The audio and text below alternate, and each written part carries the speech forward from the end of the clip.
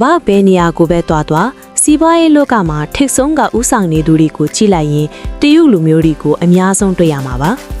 ကဘာမှာဒုတိယအကြီးဆုံးစီးပွားရေးအင်အားကြီးနိုင်ငံဖြစ်တဲ့အပြင်အရှေ့တောင်အာရှနဲ့ကဘာတလွှားမှာအခြေချနေထိုင်ကြတဲ့တရုတ်လူမျိုးတွေရဲ့စီးပွားရေးလွှမ်းမိုးနိုင်မှုဟာလည်းပဲတကယ့်အံ့မခံပါတယ်ဒီဗီဒီယိုလေးထဲမှာတရုတ်လူမျိုးတွေရဲ့ကျွဲဝချမ်းသာခြင်းနောက်ွယ်ကလျှို့ဝှက်ချက်တွေကိုပြောပြပေးသွားမှာဖြစ်ပါတယ်ပထမဆုံးအချက်ကတော့ပညာရေးကိုရင်းနှီးမြှုပ်နှံမှုတစ်ခုအနေနဲ့ရှုမြင်ခြင်းပါတယ်တရုတ်မိဘတွေဟာသူတို့ရဲ့သားသမီးတွေပညာရေးမှာထူးချွန်ဖို့အတွက်ဘလောက်ပဲကုန်ကြပါစေပေးဆက်ဖို့အသင့်ရှိကြပါတယ်ပညာရေးဟာစင်ရဲတွင်းကနေလွတ်မြောက်နိုင်တဲ့လူမှုအဆင့်အတန်းမြင့်မားလာနိုင်တဲ့အကောင်းဆုံးလမ်းကြောင်းလို့ယုံကြည်ကြပါတယ်ဒါကြောင့်တရုတ်လူငယ်တွေဟာကမ္ဘာတစ်ဝန်းမှာထိပ်တန်းတက္ကသိုလ်တွေမှာပညာသင်ကြားပြီးနည်းပညာစီးပွားရေးနဲ့ဆေးပညာစတဲ့နယ်ပယ်တွေမှာထိပ်တန်းနေရာတွေကနေဦးဆောင်နေကြတာကိုတွေ့ရမှာပါဒုတိယချက်ကတော့ချိုးချံချွေတာခြင်းပါတရုတ်စကားပုံတစ်ခုရှိပါတယ်$1ရှာနိုင်ရင်90ပြားကိုအကျဉ်စုပါတယ်တရုတ်လူမျိုးအများစုဟာဝင်ငွေနေနေသေးတဲ့အချိန်မှာအသုံးဖြုံးကိုအတက်နိုင်ဆုံးရှော့ချပါတယ်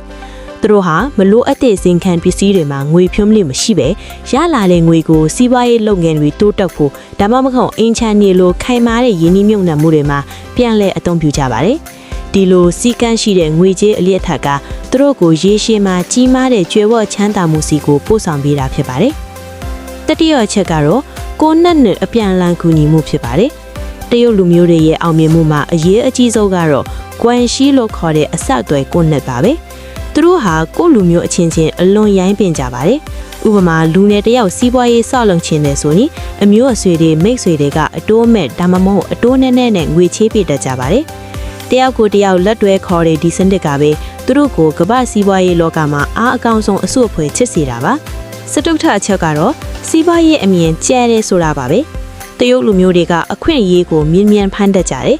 ဈေးကွက်မှာဘာလိုအပ်နေသလဲလူတွေဘာကိုလိုချင်သလဲဘယ်နေရာမှာအယောင်းဝယ်ရှိမလဲအဲ့ဒါတွေကိုအမြန်နားလည်တတ်ကြတယ်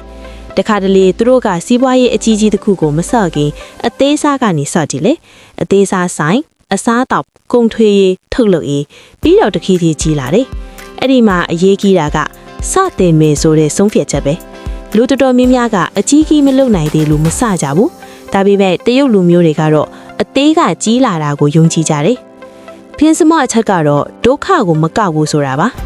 တရုတ်လူမျိုးတွေကြားမှာအလုတ်စ조사ရင်ရလန့်ရှိမယ်ဆိုတဲ့ယုံကြည်မှုအယမ်းပြင်းထန်ပါတယ်။ကာရှင်းတာကိုလည်းအဆုံးသတ်လို့မမြင်ဘူး။အဲ့ဒါကိုသင်ခန်းစာလို့မြင်တယ်။အလုတ်ပြက်လို့မကြိုးပဲဘူး။လုပ်ငန်းမအောင်မြင်လို့မရက်ဘူး။ဒီနေ့ဆုံးရှုံးသွားလဲမနဲ့ချန်ပြန်စမယ်။ဒီစိတ်ဓာတ်ကပဲသူတို့ကိုအဆင့်ဆင့်မြင့်တန်းစေခဲ့တာပါ။ဘာလို့လဲဆိုတော့ချမ်းသာခြင်းဆိုတာတနေ့တည်းနဲ့မလာဘူး။နှစ်တွေစ조사မှုတွေစီးကံတွေပြန်လဲစတင်နိုင်တဲ့စိတ်ဓာတ်တွေနဲ့ပဲလာတာပါ။တရုတ်လူမျိုးတွေချမ်းသာတာဟာကံကောင်းလို့မဟုတ်ဘူးပညာကိုရင်းနှီးမြှုပ်နှံနေချွေတာပြီးပြန်ရင်းနှီးတယ်ဆက်ဆံရေးကိုနက်ကိုကြာရွှေတိဆောက်တယ်မိသားစုနဲ့အတူတကွတက်တယ်မိသူပဝင်းချင်မှာပဲလိုက်လော်ရင်းနှီးရှင်းတန်တယ်ဒါတွေဟာတရုတ်လူမျိုးတွေရဲ့ချမ်းသာမှုဖော်မြူလာကျွန်တော်တို့လည်းယူနိုင်တဲ့သင်ခန်းစာတွေပဲမဟုတ်လား